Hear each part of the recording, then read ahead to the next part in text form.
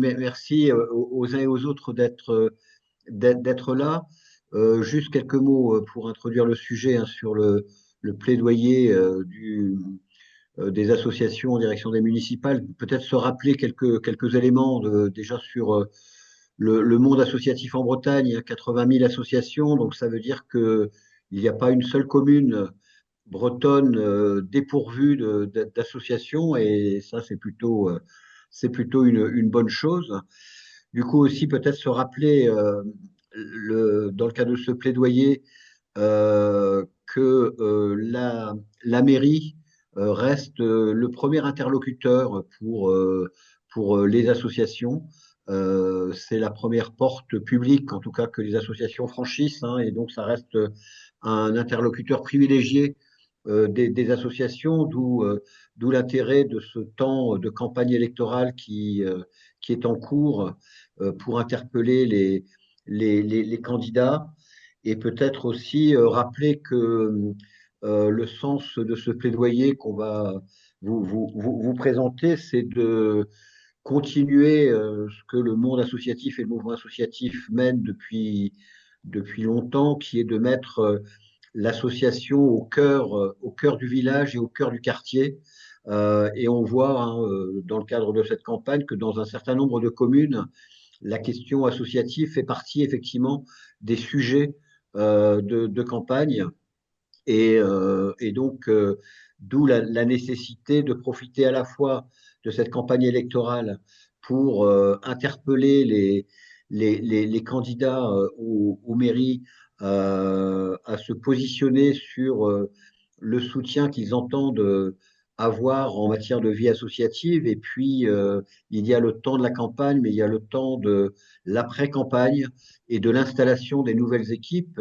Et les éléments de plaidoyer sont aussi l'occasion de rappeler aux équipes, quand elles seront constituées, leurs engagements, et de rappeler, en ce qui concerne le monde associatif, les attentes qui pèsent sur ces nouvelles équipes municipales. Donc, la date du 15 mars et du 22 mars n'est pas une fin en soi, c'est peut-être le début d'ailleurs, pour pouvoir ensuite questionner les candidats. Donc, on a souhaité faire ce webinaire parce que, évidemment, il nous semble opportun et nécessaire que les associations locales soient les premières, en première ligne pour interpeller les candidats, et que ça n'avait pas beaucoup de sens, nous a-t-il semblé, que le mouvement associatif régional soit la structure qui interpelle l'ensemble des candidats. D'abord, ça aurait été chose impossible au vu de la densité du nombre de communes que nous avons en Bretagne, et donc du nombre de listes candidates en Bretagne, mais ça semblait aussi fondamentalement pas opportun, et ça nous paraissait plus intéressant que l'on puisse vous fournir de la matière dont vous pouvez vous inspirer dans vos interlocutions avec les différents candidats que vous pouvez croiser pendant cette campagne, et avec les équipes dès lors qu'elles seront installées.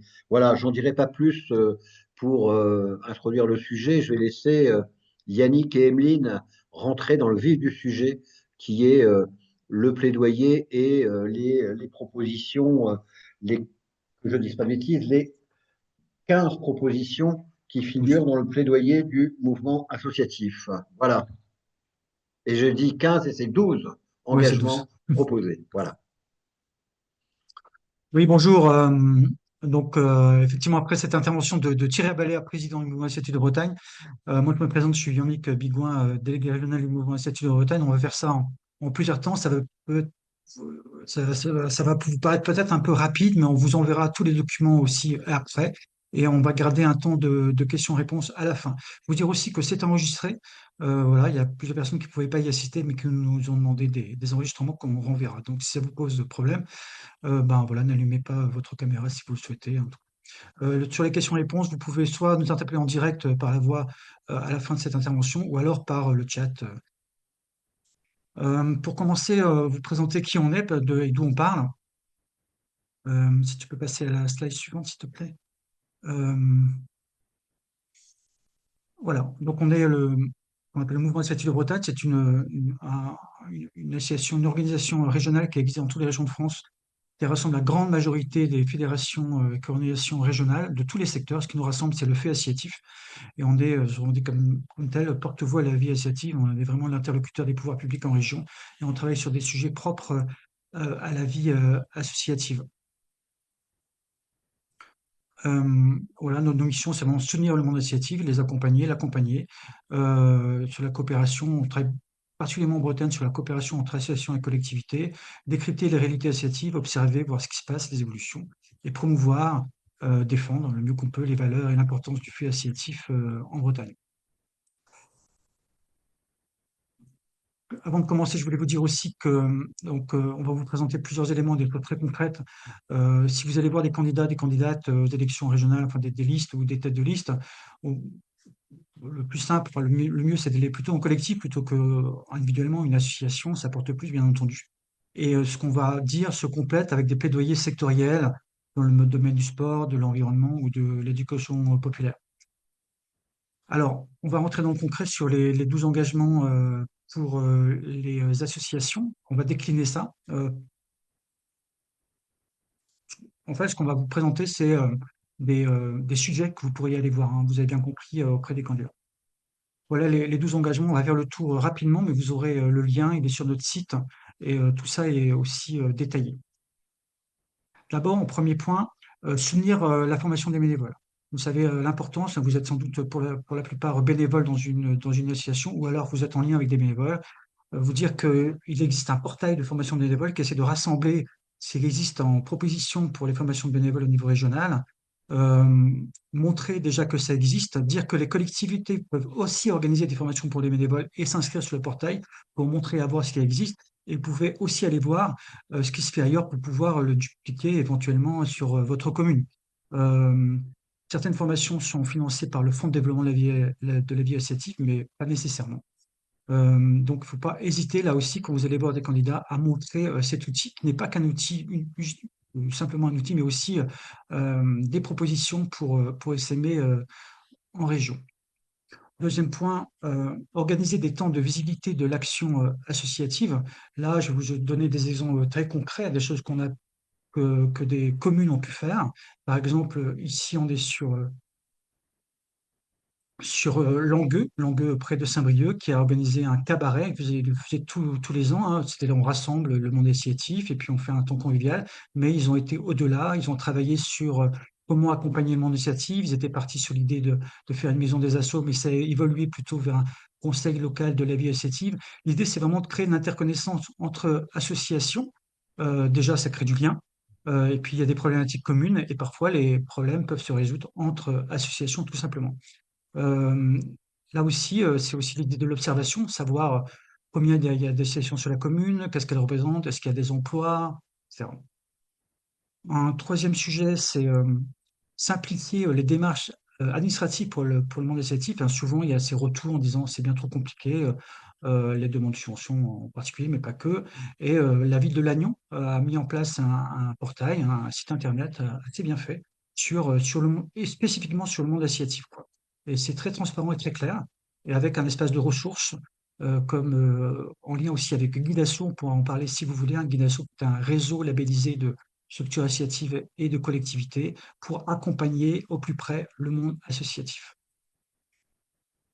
Voilà pour cet exemple, hein. Il y en a d'autres certainement, bien sûr, on a fait des choix, mais vous pouvez aussi aller voir les futurs élus en leur disant pour nous, les démarches sont trop compliquées, est-ce que on ne peut pas travailler ensemble pour simplifier tout ça. Quatrième point, et c'est un sujet aussi très important pour nous, ça fait partie du cadre du plaidoyer national, privilégier la subvention comme principal mode de financement. Et là, vous avez à votre disposition un kit Asso pour l'élu pour suivre comment fonctionne une subvention. Évidemment, nous, on se bat plutôt contre les appels à projets, la mise en concurrence entre monde associatif, même si ça existe. Mais néanmoins, il faut souligner, leur dire, la subvention, voilà, l'argent public. Alors après, évidemment, c'est donné à discrétion, on peut dire, en tout cas, c'est le choix politique, hein, de l'élu et de la collectivité, mais il faut que ça reste principalement le mode de financement. Et en lien, sur l'idée de financement du monde associatif qui partage l'intérêt général comme la collectivité pour la plupart, c'est d'opter, point 5, sur la convention pluriannuelle. C'est-à-dire que plutôt que de faire tous les ans, ça prend du temps, de faire une demande de subvention pour tel projet ou pour le fonctionnement général, se dire, ben voilà, on partage différents points ensemble, collectivité et association, et la collectivité vient voir l'association et leur dit, ben voilà, je vous propose, sur 3 ans, je vous garantis d'avoir telle somme pour votre projet. Ce qui libère en fait du temps aussi pour le monde associatif et se dire, ben voilà, on peut y aller sur 3 ans, on va pas stresser tous les ans en se disant, est-ce qu'on va avoir telle somme, et donc on passe, on conventionne. Alors évidemment, il faut que le budget passe derrière ça, hein, donc c'est jamais garanti vraiment, mais néanmoins, c'est quand même une forme de sécurité pour pouvoir avancer pour les associations locales. Ça, c'est le cinquième point. Là, toujours autour du financement, c'est soutenir les associations autant pour ce qu'elles sont que pour ce qu'elles font. Le monde associatif, c'est d'abord une organisation démocratique, sans but lucratif, où vit vraiment le fonctionnement, la démocratie, mais aussi avec des fonds impartageables. Donc, il y a, il y a vraiment plein de parallèles avec une collectivité locale et le service public. Se dire que, ben, en termes de valeurs, on les partage et on peut là privilégier, soutenir le monde associatif pour ce qu'elle est tout simplement, quoi. Au-delà de l'objet et se dire ça, défendre aussi le fait associatif au-delà des actions menées. C'est très important aussi de s'inscrire en termes de valeurs quand on va voir des futurs élus. Et toujours point 6 sur les financements. Pardon, excusez-moi, je pointe 7. Euh, Créer des espaces de dialogue. Souvent, effectivement, parfois, ça arrive qu'il n'y a pas vraiment de temps où on peut discuter, quoi. Où on peut discuter ensemble, associations et collectivités locales.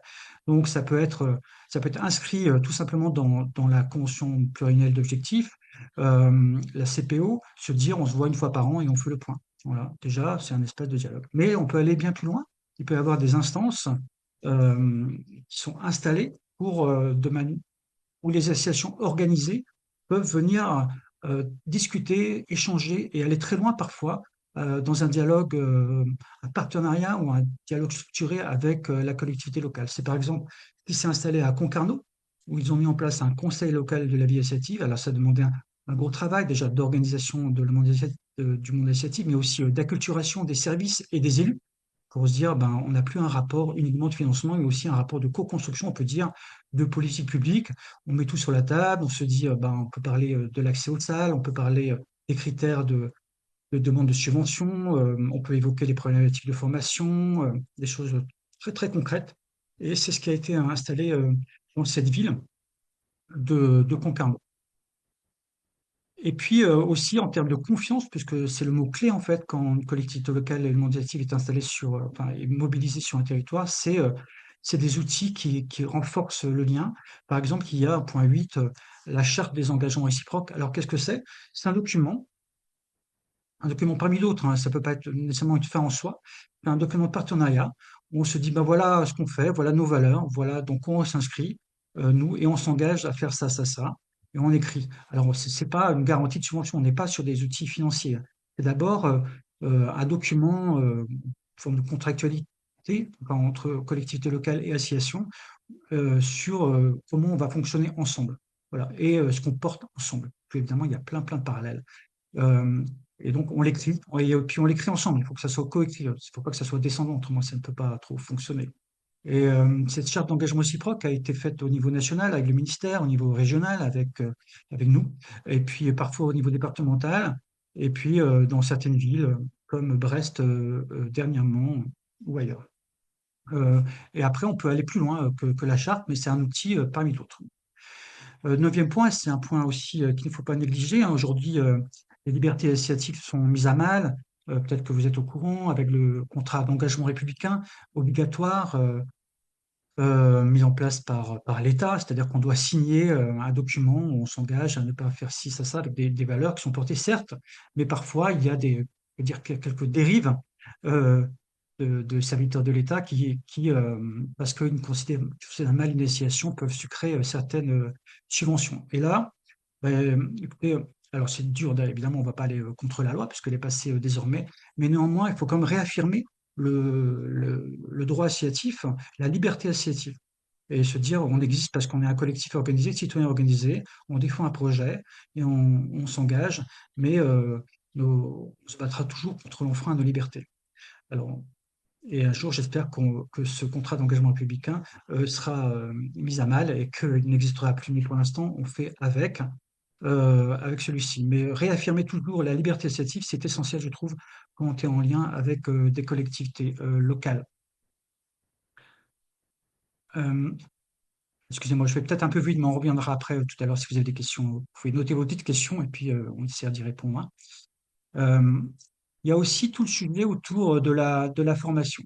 Souvent, quand on est en lien parfois avec des agents, des DGS, euh, ils se cachent, parfois, enfin, ils se cachent, je suis un peu dur, mais voilà, ils n'ont pas vraiment d'acculturation aux faits associatifs, ils ne repèrent pas nécessairement. Donc parfois, il faut former les agents des collectivités locales au monde associatif, comment que ça fonctionne, les enjeux, les valeurs, etc. Donc, les agents peuvent se former auprès du CNFPT. Il y a des formations dédiées au monde associatif et à ces enjeux, mais aussi aux élus locaux. Les élus locaux peuvent se former en particulier par l'ARIC, avec l'ARIC, l'Agence régionale d'information des collectivités. Et là, il y a une journée de formation par an dans leur catalogue où on développe un peu tout ce qu'on a dit auparavant, hein, tous les outils possibles de coopération entre monde associatif et collectivités locales.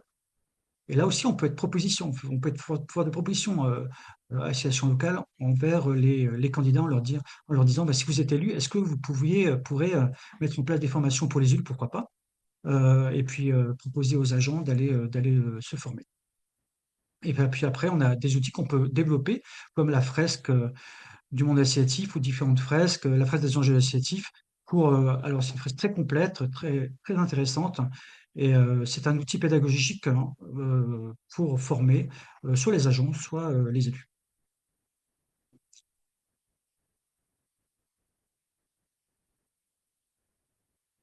Je l'ai évoqué tout à l'heure, mais on- il existe tout un réseau de structures labellisées, d'accompagnement, de spécialistes pour vraiment soutenir le monde associatif euh, dans la plus petite commune de Bretagne, voilà, on peut dire ça comme ça, que toute association qui a une question puisse avoir réponse. Et là, il y a ce réseau donc qui existe, qui est animé par les services de l'État et aussi par le mouvement associatif au niveau régional, et après en infra par des fédérations. Il y a une cartographie qui existe. Et là, vous pouvez aussi demander aux candidats futurs élus si vous êtes élu, est-ce que votre commune pourrait être labellisée Guide Asso, c'est-à-dire qu'elle puisse s'inscrire dans ce réseau qui est gratuit, hein, et les agents puissent là être formés. On peut imaginer qu'il y a un référent. Là aussi, c'est une demande qui peut être faite, un référent via initiative dans les agents, quelqu'un qui a une délégation autour de ça et qui puisse voilà, s'acculturer aussi dans ce réseau pour pouvoir répondre à tous les sujets autour de la vie associative. Voilà, le réseau s'appelle Guidasso. Il y a plein, plein, plein de ressources, vous imaginez, tout ce qu'on peut fournir, soit en particulier auprès évidemment des agents des collectivités qui pourront, si leur collectivité s'inscrit là-dedans, qui pourront donc se former au sein de ce réseau Guidasso. Et enfin, 12e point, si vous allez voir des candidats et candidates, leur dire est-ce que vous pourriez, si vous êtes élu, avoir un soutien, j'en ai fait allusion juste avant, mais un soutien technique et juridique au monde associatif. Est-ce qu'il peut y avoir un agent dédié? Déjà, avoir un élu dédié, un adjoint au maire ou un conseiller municipal délégué à la vie associative, pas que thématique, pas que sport ou culture, mais aussi de la vie associative en général et donc un référent, il faut qu'il y ait un interlocuteur élu, mais aussi un agent. Un agent. Alors, les toutes petites communes, voilà, c'est plus compliqué, mais des communes plus importantes, parfois, elles n'en ont pas. Euh, donc, un agent qui puisse répondre alors sur des sujets très pratiques, la gestion des salles, mais aussi ça peut aller bien plus loin, hein, sur l'interconnaissance entre affiliation, la formation, enfin tout ce qu'on a dit auparavant. Mais c'est important qu'au sein des services, il y ait vraiment aussi un interlocuteur technique pour répondre au monde associatif sur les territoires. Et puis, après, il y a des choses très pratiques que vous connaissez, hein, je ne vais pas développer, hein. Souvent, les communes le font, hein, prêter des locaux municipaux, un parc de matériel pour pouvoir faire des animations. Et puis après, on peut aussi travailler sur la mise en commun de matériaux, de matériel associatif pour se prêter entre associations. Ça peut aussi être ça. Donc, il peut y avoir sur le site de la mairie un onglet dédié pour faire l'interconnaissance et du prêt de matériel entre associations. Tout ça, l'idée au bout, c'est de pouvoir renforcer encore plus les associations au niveau local. Et donc après, ben voilà, hop là, tu as tiré la page où j'étais, mais c'est pas grave. Enfin, il y a plein de propositions que vous pourriez faire de manière très précise sur, sur les. Il peut y avoir aussi des maisons des associations, hein. Ça existe sur certaines communes, hein, comme soit elles sont municipales, soit elles sont associatives. Par exemple, je sais pas, à Vannes, il y a une maison des associations municipales, à Brest aussi. Et là, voilà, elles accompagnent le monde associatif, elles les rassemblent et elles ont des locaux dédiés, bien entendu. Donc, et ces maisons s'inscrivent dans un réseau qui s'appelle le Réseau national des maisons des associations. Comme il y en a comme pas mal en Bretagne. Alors, je suis désolé, hein, je vous avais prévenu, j'ai été un peu vite, mais de toute façon, si vous avez des questions encore plus précises tout à l'heure ou des interrogations, des choses qui n'ont pas été très claires, vous pourrez nous questionner. On va passer au point suivant sur la présentation du kit du plaidoyer avec Émeline. Hop, bonjour à toutes et tous. Donc, je prends le relais. Par rapport à ce plaidoyer et ces 12 engagements, le mouvement associatif vous propose aussi un kit de mobilisation qui va vous aider à diffuser ce plaidoyer, justement. Je vais vous le présenter tout de suite. Alors, je ne vais pas rentrer en détail dans chaque fiche outil. Il y a aussi un webinaire qui avait été fait au National où il y a eu une présentation très complète de tous ces documents. Donc, je vous ai mis aussi le lien dans la présentation PowerPoint. Vous pourrez le retrouver si vous avez besoin d'aller un petit peu plus loin. Donc, je vais juste parcourir les différents outils rapidement. Donc voilà comment ça se présente. C'est un document avec différents liens qui va vous renvoyer. Donc dans ce document, vous allez vraiment retrouver tous les outils pour diffuser le plaidoyer, à commencer par le plaidoyer justement, même il est aussi en PDF sur notre site internet. Alors pour accompagner le plaidoyer et les 12 engagements qu'on vient de voir, enfin, je vais vous le montrer quand même parce que on vous a présenté des liens qui envoient vers des exemples bretons ou des exemples plus concrets pour présenter les 12 engagements qui sont recommandés par le mouvement associatif. Euh, mais ce plaidoyer, juste pour vous le montrer si jamais vous ne l'avez pas encore vu, donc voilà le document avec tous les engagements, des chiffres aussi. Alors ça, c'est au niveau national. Et voilà, vous pouvez tout retrouver là-dedans. Je reviens sur le kit. Le kit est là, faut le considérer comme une boîte à outils qui rassemble tout, encore une fois.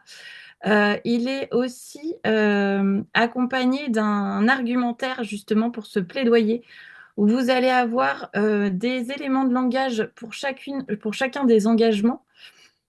Je vous montre rapidement. Hop. Par exemple, sur le premier engagement, favoriser l'engagement bénévole local. Donc, vous allez avoir ces éléments de langage et vous allez retrouver à chaque fois, pour chaque engagement, 3 exemples concrets. Donc, ça peut vous permettre aussi d'avoir des choses qui se rapprochent plus de vos besoins, parce qu'on sait qu'en fonction de vos territoires, vous n'aurez pas forcément les mêmes besoins. Donc voilà, je vous invite à consulter ça. Euh, donc ça, c'est l'argumentaire des 12 propositions. Ensuite, il y a un lien vers le kit asso de l'élu qui a été présenté par Yannick aussi avec les 12 engagements. Donc le kit asso de l'élu, c'est vraiment des fiches pratiques à destination des élus et des agents. Donc, c'est un document qui peut être important de partager, notamment enfin, quand les nouvelles équipes municipales seront en place. Et un lien, voilà, quand vous serez en contact avec vos élus, un lien important à leur partager. Vous allez aussi retrouver dans ce document des modèles de courrier d'interpellation aux candidats. Donc, c'est une proposition de courrier que vous pouvez envoyer. Euh, Bien sûr, vous pouvez le refaire en fonction de vos besoins, mais ça va aider à introduire le plaidoyer qui est proposé par le mouvement associatif. On vous conseille également de le co-signer, si c'est possible, peut-être d'aller voir les candidats et les candidates avec d'autres associations de votre territoire. Vous allez retrouver aussi un courrier pour les nouveaux élus, donc plutôt pour envoyer après les élections. Je ne le rouvre pas, mais ça se présente de la même manière. Vous allez retrouver aussi un modèle de tract d'interpellation, donc avec un texte court qui pourra rassembler les différents éléments. Et ce texte d'interpellation, il va plutôt être pour à diffuser, soit sur vos réseaux ou à imprimer et à distribuer avant les élections. Voilà, c'est vraiment une proposition de différents outils que vous pouvez utiliser ou pas. C'est vraiment une boîte à outils à s'approprier en fonction de vos besoins, encore une fois. Vous avez aussi une fiche tuto avec comment rédiger un communiqué de presse. Donc, ces fiches tuto, donc vous avez la même chose pour organiser aussi une conférence de presse.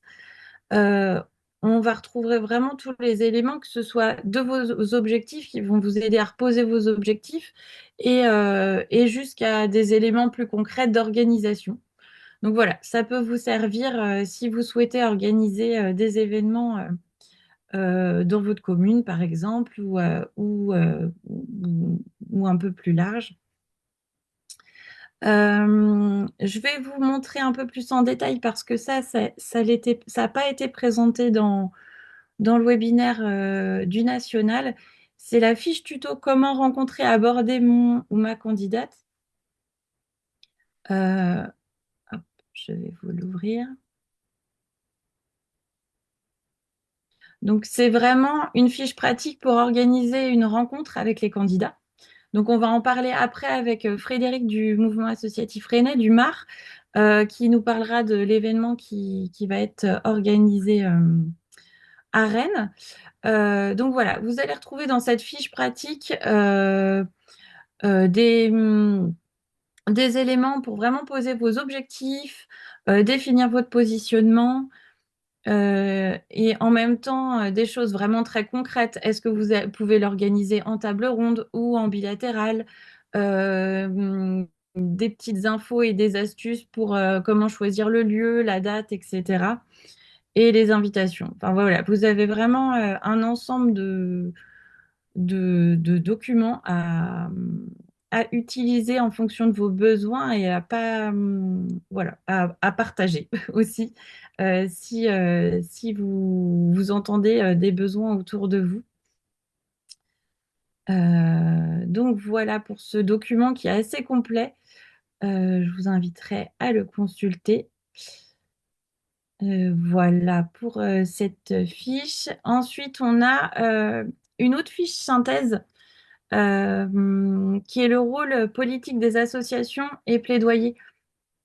Bien souvent, les associations n'ont pas conscience de leur rôle politique. Et cette fiche synthèse, elle est très courte et elle permet de prendre conscience en fait du rôle politique des associations dans les communes, parce elles sont vraiment au cœur de la vie. Elles connaissent les problématiques des citoyens et des citoyennes. Voilà, ça permet de poser les choses avec des phrases simples. Et voilà, on a aussi faire de la politique, c'est agir pour la cité. Donc, des, des phrases courtes, mais qui permettent de rappeler des éléments essentiels. Donc, on a cette fiche, elle se divise en trois volets. Donc, le rôle politique, la définition du plaidoyer et aussi une méthodologie du plaidoyer. Donc, on va retrouver toute la méthode d'un plaidoyer. Donc, nous, on vous fournit ces 12 engagements pour favoriser la vie associative. Euh, Bien sûr, chaque engagement peut être pris indépendamment les uns des autres et être intégré aussi avec vos plaidoyers sectoriels si vous en avez. Voilà. Et après, donc, on va dire les premiers, donc identifier les problèmes et les objectifs, ça fait partie du plaidoyer qui a été partagé. Euh, et alors, ce qu'on vous demande aussi, c'est de partager ce plaidoyer. Donc, la méthodologie qui suit, c'est aussi pour vous aider à partager ça. Donc, en identifiant vos cibles et vos alliés, en choisissant vos modes d'action. Et, et alors après, il faudra aussi suivre et évaluer la diffusion de ce plaidoyer. Voilà pour ce document. Et le dernier, donc on a aussi un argumentaire pour les territoires avec des enjeux spécifiques. Je vous le montre rapidement. Donc, c'est des argumentaires supplémentaires, par exemple, pour les quartiers. Alors, par exemple, les quartiers de priorité de la ville, les QPV. euh, et on a aussi une deuxième fiche sur les zones rurales. Bon, il y a aussi une fiche pour les territoires ultramarins, mais on sera moins concerné. Du coup, dans ces fiches, ce qui est intéressant, c'est que vous allez retrouver des chiffres qui peuvent vous aider à rappeler des faits et pour poser vos arguments. Donc voilà, je crois que j'ai fait le tour de cette boîte à outils. Encore une fois, on vous partagera tous les éléments. On est pas mal dans les temps. On vous repartagera tous les éléments, voilà, pour que vous puissiez aller voir tout ça tranquillement, parce que on se rend compte qu'en une heure, c'est pas mal d'informations comme ça qu'on vous envoie. Mais vous inquiétez pas, vous pourrez regarder ça plus tranquillement après. Donc, je vais passer la parole à Frédéric Dumas qui va nous exposer, enfin, qui va nous parler de la rencontre qui est prévue le 26 février au 360 à Rennes. Je ne sais pas si Frédéric, tu as... Je suis là, je suis Ah, là. super, Voilà, tout à fait. J'ai pris mon café, donc je suis en pleine forme. parfait. Donc le mouvement associatif rennais, hein, c'est la représentation politique des associations rennaises qui a pour but de représenter globalement petites, grandes, employeuses, peu importe, les associations rennaises, notamment auprès des services de la ville de Rennes, mais pas uniquement. Alors, depuis maintenant 12 ans, c'est-à-dire que c'est la troisième fois cette année, quelques mois, on va dire, ou quelques semaines avant les élections municipales, nous organisons un débat entre candidates, candidats aux élections municipales de Rennes, donc, et le monde associatif. Il ne s'agit pas d'un débat entre candidats, il s'agit vraiment d'un débat ou d'un échange, en tout cas, entre les associations et les candidats, candidates qui sont aujourd'hui déclarés. Là, on en a 11 à Rennes. Tout le monde n'ira peut-être pas jusqu'au bout, puisque ça sera au moment du dépôt des listes en préfecture qu'on saura le nombre exact de candidats, candidates. Et ce que je vous propose, c'est de montrer un peu comment on fonctionne. À peu de choses près, c'est exactement le même modèle tous les 6 ans, voilà, mais comment on a procédé. Alors, au mois de novembre et décembre, on a lancé un grand questionnaire auprès des associations rennaises, mais En fait, d'autres pouvaient répondre sur les questions qui pouvaient être posées aux candidates et candidats. Alors, on a eu 119 questions issues du monde associatif et nous, on l'a complété par justement des plaidoyers qui nous venaient à droite, à gauche, du mouvement associatif, relayé par le MAB, par exemple, mais aussi venant du sport, de la culture, du social, parce qu'il y a bien sûr des questions qui sont en fait totalement génériques. Au total, on a eu à peu près 300 questions. Et donc, on a fait un gros travail. C'est la deuxième étape au niveau du conseil d'administration du MAR, qui est d'émettre les questions qui allaient dans le même sens ou qui étaient à peu de choses près dans la même signification ensemble. Et on a réduit le nombre des questions. Là, il ne s'agissait pas de les réduire en évacuant, il s'agissait de les réduire en synthétisant à une quarantaine de questions.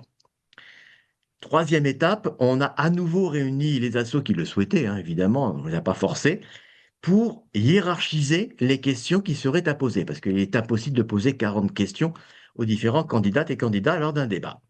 Et donc là, avec des gommettes, enfin c'était un peu ludique, évidemment, on a identifié, il y avait 4 grandes rubriques, on a identifié, allez, entre 5 et 7 questions qui étaient peut-être plus prioritaires, sachant que toutes les questions seront publiques et que donc les candidates, candidats pourront répondre aux questions qui ne seront pas posées lors du débat avec d'autres moyens qui leur sont propres, comme les réseaux sociaux par exemple.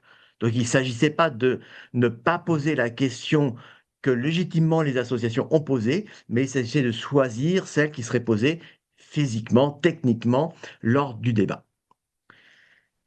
Actuellement, on est dans une phase où on prépare bien sûr le débat lui-même, ce qui est techniquement pas si facile que ça tout de même, mais aussi on a proposé à chacun et à chacune des candidates candidats de les rencontrer s'ils le souhaitaient, de façon à répondre à leurs questions. Voilà.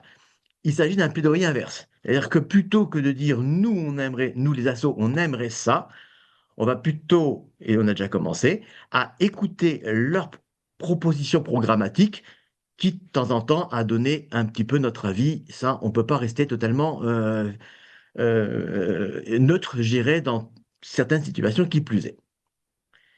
Et donc, il y aura un débat le jeudi 26 à Rennes, ce qui est un peu logique puisqu'on est quand même la représentation des associations rennaises. Il y a 6 ans, nous avions eu 350 personnes à venir. Là, on va imaginer que c'est à peu près la même chose, voire même un petit peu plus. Donc, c'est quand même un gros dispositif d'accueil et d'organisation. Ce qui est intéressant pour faire euh, lien avec la notion de plaidoyer, c'est que pour nous, et ça a été dit par Thierry tout à l'heure, il ne s'agit pas uniquement de faire un plaidoyer avant les élections. Il s'agit de maintenir la visibilité des associations, leurs besoins, leurs attentes, et d'utiliser les paroles qui seront publiques, du coup, pour aller encore plus loin et de maintenir en quelque sorte l'attention et la visibilité des associations. Voilà. Ça, c'est quelque chose qui est important, c'est-à-dire qu'on aura un temps après ce débat, après les municipales elles-mêmes, de façon à maintenir la cohérence, entre guillemets, entre, alors, pour ceux qui auront été élus, leurs promesses ou leurs propositions, mais aussi pour ceux qui ne seront peut-être pas élus, ben, leur envie, pourquoi pas, de s'impliquer dans le débat citoyen tout simplement en général. Donc voilà la démarche que nous avons. Donc je vous dis, hein, ce n'est pas une nouveauté puisqu'on l'a déjà fait il y a 6 ans et il y a 12 ans dans un format un petit peu différent. Et dans une approche qui est celle de la visibilité. Pour une fois qu'on a un moment de visibilité des associations, je dirais, on en profite.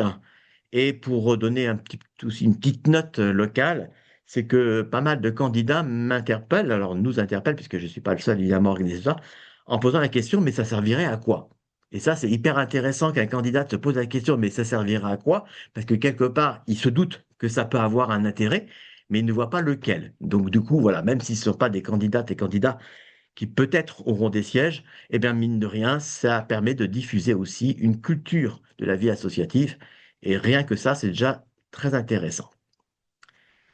Voilà, je me tiens, pareil, hein, s'il y a des questions qui seront posées plus tard, j'y répondrai, il n'y a pas de souci par rapport à ça. Mais voilà, en gros, l'idée de comment nous, on met les plaidoyers, puisque du coup, il y a aussi sur la culture, le sport, etc. Voilà, on a fait un gros mélange de tout ça euh, en, comment dire, en visibilité publique. Alors, par rapport aux assos, évidemment, mais par rapport aussi au monde politique, ainsi que les services d'ailleurs, hein, qui viennent aussi nous rencontrer parce que ben, ça leur donne des idées pour l'avenir. Voilà. Je ne sais pas si j'ai fait trop vite ou pas assez vite, je n'en sais rien. Je n'ai pas chronométré. C'est à quelle heure demande quelqu'un dans le chat? À quelle heure le... 18 heures. C'est 18 heures au 360, hein, qui est le nouveau nom de l'équipement qui regroupe le 4 bis et la maison des associations à Rennes, donc en plein centre de Rennes en quelque sorte, hein. Voilà. Et on a diffusé alors assez largement dès hier, hein, à plus de 3500 structures. Elles ne sont pas toutes associatives d'ailleurs. La première, le premier, gérer lot d'inscription. Et la semaine prochaine, on va refaire une deuxième invitation, mais on va. Alors d'abord, on a communiqué les questions aux candidats, hein, c'est normal quand même. Et puis la semaine prochaine, on commencera à donner ces questions à tout le monde pour que tout le monde puisse s'interroger sur ah, c'est vrai, j'avais pas pensé à cette question-là, mais elle est tout à fait légitime parce qu'un collègue, une autre asso, y a pensé, ou plusieurs d'ailleurs, puisque si on l'a retenue, c'est qu'elle était quand même un peu publicitée. Voilà, donc ça donne aussi une ouverture sur comment les associations voient la problématique de la coopération avec les collectivités territoriales, en l'occurrence là, les municipalités. Est-ce que l'échange sera filmé, demande Caroline? Oui, ils seront filmés, alors, tout simplement parce que techniquement, on n'a pas assez de place dans une seule, un seul auditorium. Donc, on va devoir faire une retransmission dans une deuxième salle, une seconde salle. Et donc, par la force des choses, puisque nous aurons les images, on pourra la diffuser. Maintenant, il ne s'agit pas de faire ça en visio, hein. Voilà. Si on n'est pas physiquement présent, ça a vraiment moins de sens. Donc, on ne diffusera peut-être pas en direct il n'y aura pas une retransmission en direct. Mais si on voit que parce que tout simplement on ne peut plus accueillir, hein, on a une jauge maximum, si on ne peut plus accueillir et qu'il y a énormément d'inscriptions, clairement nous mettrons aussi en accès en fait ces images. Il y a aussi d'autres communes, d'autres villes comme Strasbourg, Toulouse, etc., qui sont hyper intéressées par le modèle et qui donc, de toute façon, elles, bien sûr, auront une vision à distance, mais voilà, c'est parce qu'ils font partie du RNMA qui a été cité tout à l'heure comme étant l'un des acteurs de la dynamique associative, tout comme le MAB évidemment, ou le mouvement associatif en général. Fanny est intéressée par le partage et prend l'idée pour le territoire de Morlaix. C'est Ouais, ça? ben, de toute façon, voilà, par le biais des RNMA, de toute façon, on va diffuser, là par contre, ce sont des VIP, si je puis dire. Voilà, ils auront un accès peut-être un petit peu plus direct, bien sûr. Alors, est-ce que vous avez des questions, interrogations? Sûrement, hein, je sais bien que c'était très court, hein, mais on a choisi ce format juste à l'heure du déjeuner pour pouvoir. On s'est dit peut-être que ça pouvait permettre aussi à des gens qui travaillent dans la journée de pouvoir prendre ce temps.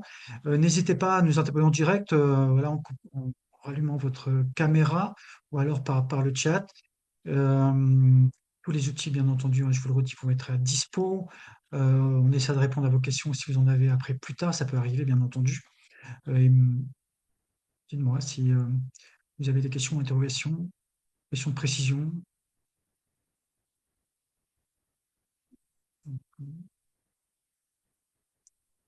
Non, ça va, on a été clair. Est-ce qu'il y a des élus parmi nous? Parce que je regarde ou des futurs ou des candidats. Je regarde les membres. Il me semble que oui. Ah, oui, Jérôme. Jérôme pour Lamballe. Jérôme adjoint au maire à Lamballe. On n'a pas cité Lamballe, mais effectivement, Lamballe a aussi fait tout un travail de formation des élus et de temps fort, d'assises autour du monde associatif. Tout à fait, peut être reproduit ailleurs, c'est très intéressant. Alors, à la question, à votre avis, quelle taille doit avoir l'association pour intéresser un élu? Alors, est-ce que j'y réponds ou et je ne suis pas sûr d'avoir la bonne réponse d'ailleurs, parce que ouais, Frédéric, vas-y, tu vois que tu peux répondre. Ah, tu as coupé ton micro, Frédéric. Oui, je ne vais pas Pardon. paraphraser voilà, c'est pas la taille qui compte, c'est l'impact. C'est-à-dire qu'une association qui carrément répond à un trou dans une politique publique, par exemple, ou une articulation entre des politiques publiques, elle est forcément utile. Elle n'est pas utile au sens de utilitaire. Elle est utile parce que quelque part, on a, dans l'association, il y a aussi des bénévoles et des salariés, hein. C'est-à-dire qu'on a du monde qui s'intéresse au sujet, qui le met en, comment dire, en conversation en quelque sorte, et c'est comme ça qu'on avance aussi, hein, voilà. Donc l'intérêt, c'est comment en fait on fait citoyenneté ou on fait commun, voilà, qui fait l'intérêt de l'association. Moi, je connais des très grosses associations qui sont dans la routine. Bon, c'est très bien, hein, ceci dit, hein, mais je suis pas certain qu'ils soient dans une dynamique d'intérêt finalement. Donc c'est pas la taille qui compte. Voilà, c'est vraiment la dynamique, c'est l'articulation, c'est le bon sens aussi, c'est la participation citoyenne. Alors après, évidemment, ça dépend peut-être aussi des élus, hein, ceci dit, hein, voilà. Mais pour un élu, on va dire, standard, normalement constitué, je pense que c'est plutôt ça la bonne définition de l'intérêt d'une association. Et en complément, c'est toujours mieux d'aller à plusieurs, quoi. D'aller association par association, c'est quand même, peut-être ça peut être improductif, mais au moins aller en collectif, hein, comme fait Rennes et ailleurs, et travailler ensemble déjà en soi, c'est très intéressant. Et après, d'aller porter un message commun et des revendications communes portent bien plus, bien entendu. Mm. Jérôme témoigne, toute association est utile, la taille seule ne fait pas l'intérêt d'un élu, d'accord. Pascal, tu voulais peut-être Ah, rajouter, parce attends, que, pardon. juste Yannick, peut-être que tu vois pas, il y a François Ah, Baron qui a levé la main depuis tout à ah, l'heure. j'ai pas vu. Excuse-moi, François. Non, il ne me regarde pas. Non, je regarde. Oui, bonjour. C'était simplement pour préciser, concernant dans les petites communes particulièrement, surtout d'insister sur le fait d'identifier les interlocuteurs, quoi. Qu'ils soient élus, et qu'ils soient aussi membres du personnel, soit administratif, pour ce qui se paraît le plus judicieux, quoi.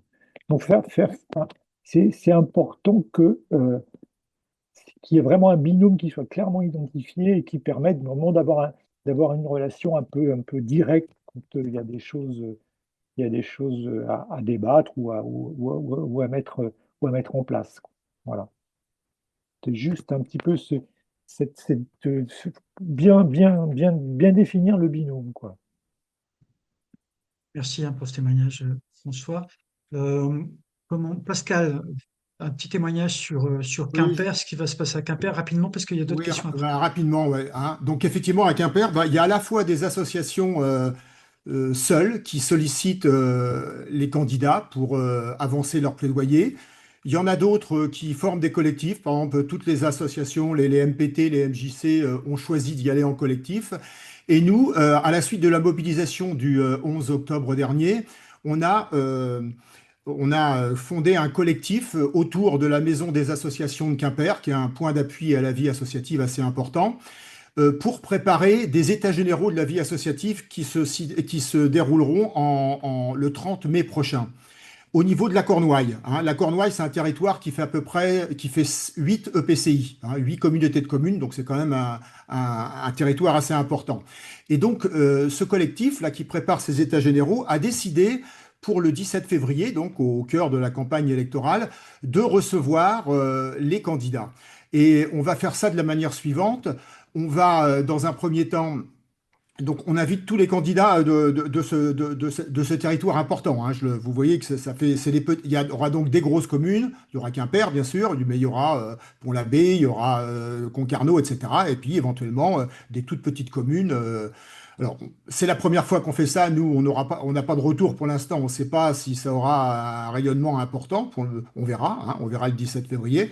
Mais en tout cas, on a décidé dans un premier temps, pendant 10 minutes, en tant que brise-glace, mais aussi pour voir un petit peu, pour que chacun identifie qui est là, et pour essayer de dégager déjà, de se mettre dans une position de réflexion, de faire un débat mouvant. Un débat mouvant donc, qui permettra de savoir qui est candidat, qui n'est pas candidat, qui est responsable associatif, etc. Et un débat mouvant autour, par exemple, je pense que tout le monde ici connaît comment ça fonctionne, un débat mouvant, hein.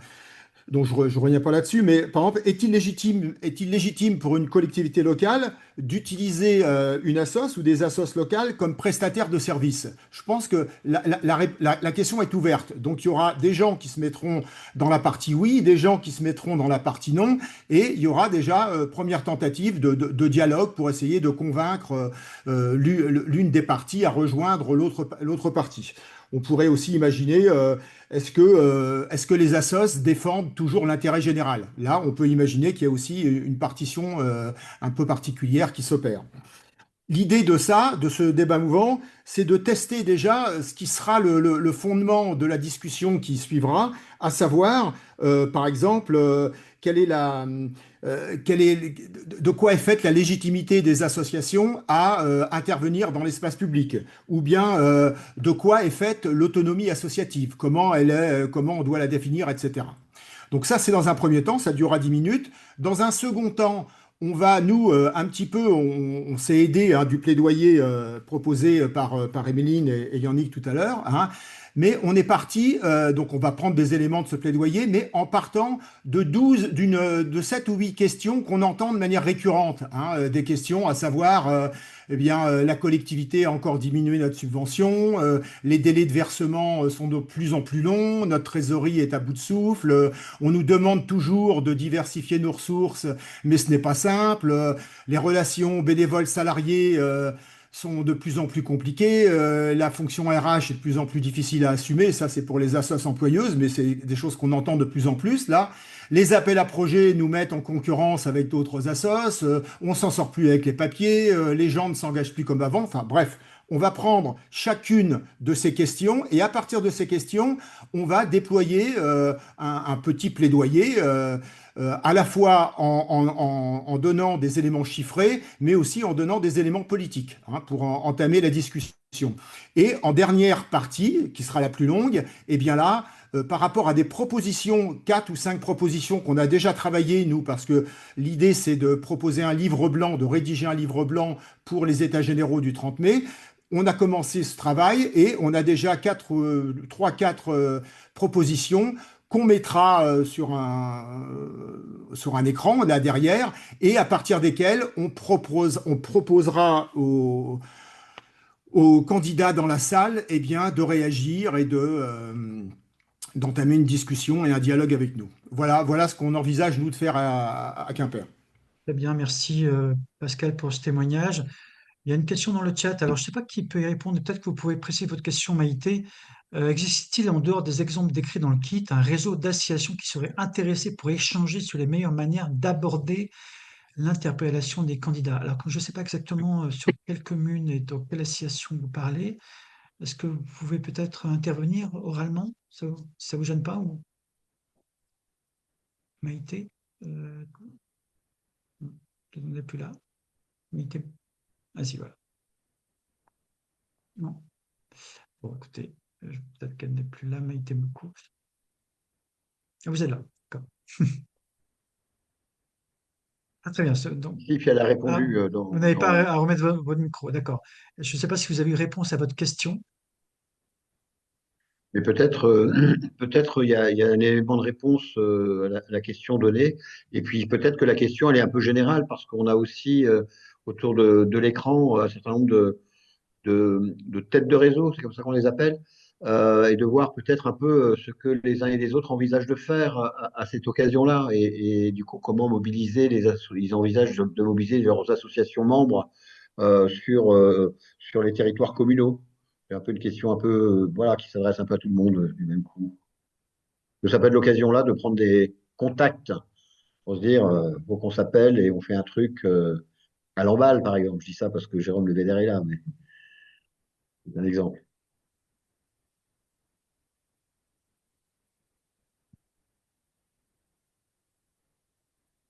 Tu interpelles quelqu'un en particulier, Thierry, ou Oui, plutôt les têtes de réseau. Je vois qu'il y a des gens du CROSS, de FNE, comment ils abordent ces élections du point de vue de leur plaidoyer, comment ils ont intégré ou ils envisagent d'intégrer le plaidoyer plus global du mouvement associatif dans leur propre interpellation d'élus et où et comment. Oui, bah, bonjour à tous, bonjour Thierry. Donc, je suis Caroline, je représente le Comité régional olympique et sportif de Bretagne et donc le mouvement sportif, donc les associations sportives. Donc, au niveau national, on a eu la mise en place d'un plaidoyer qui concerne plus particulièrement le secteur sport, qui a été rédigé par le CNOSF et co-construit avec nous, Cross Tegdos dans les territoires. Sur la mise en place, en fait, nous, le Cross Bretagne, on va pas organiser spécialement de temps avec les candidats municipaux. On a surtout relayé le plaidoyer du mouvement sportif et celui du mouvement associatif voilà, à tout notre réseau et notamment à travers notre newsletter et puis nos réseaux. Donc voilà, on n'a pas prévu d'être présent. Après, on pourrait relayer si le mouvement associatif, par exemple, communiquait sur tous les temps de débat qu'il y a en Bretagne, et notamment celui porté par Quimper, celui porté par Rennes.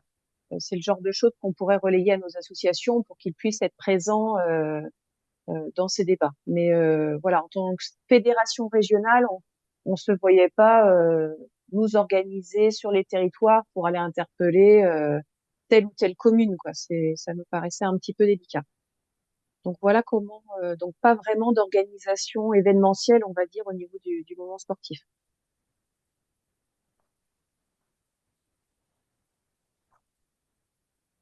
Merci Caroline.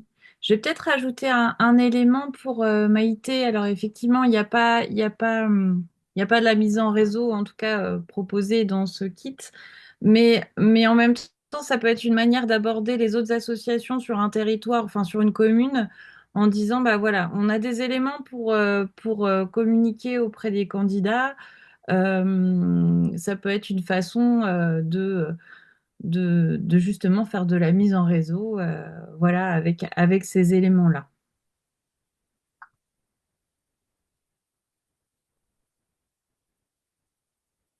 Et donc peut-être un appel de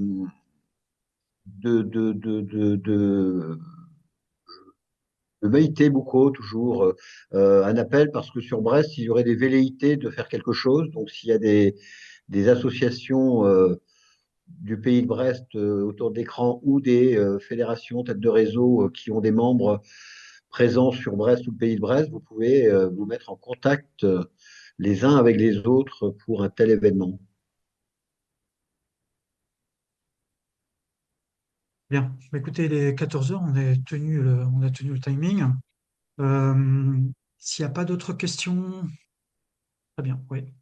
Caroline, j'ai mis un truc dans le chat, Caroline, hein, si tu veux diffuser effectivement l'information auprès des clubs sportifs quimpérois ou de QBO ou de la Cornouaille et qui seraient intéressés par cette soirée là du 17 octobre, eh ben, effectivement, n'hésite pas à diffuser cette info, quoi, hein. Oui. Et de notre côté, on va donc vous donner tous les éléments documentés, etc., tout ce qu'on a présenté. De votre côté, diffusez aussi largement, le plus largement possible. Vous, vous connaissez, j'imagine, plein d'associations. Il faut que ça, voilà, faut que ça rayonne et que ça parte dans l'ensemble du monde associatif si on veut que ça porte, quoi. Bien voilà, Et on va puis dernier point, c'est peut-être aussi de profiter dans vos associations pour lancer un appel à la participation au scrutin. Il y a un enjeu, évidemment, toujours pour toutes les élections, sur l'abstention. Et le monde associatif, on l'a dit, c'est un mouvement démocratique et citoyen, et donc un appel à la responsabilité du citoyen, prendre part aux élections, et aussi un levier, alors c'est pas dans le plaidoyer, mais c'est général. C'est important que les électeurs se mobilisent le 15 et le 22 mars, partout où ils sont. quand il y a des deuxièmes tours. Bon, oui, un peu partout. Bon, merci beaucoup, merci pour votre participation, merci pour vos interventions. Et puis, n'hésitez pas encore à nous interpeller si vous avez des questions qui arrivent après. Voilà, je vous souhaite, s'il n'y a pas d'autres questions, hein, je vous souhaite une bonne journée. Merci, au Bye revoir. bye. Merci, au revoir à vous.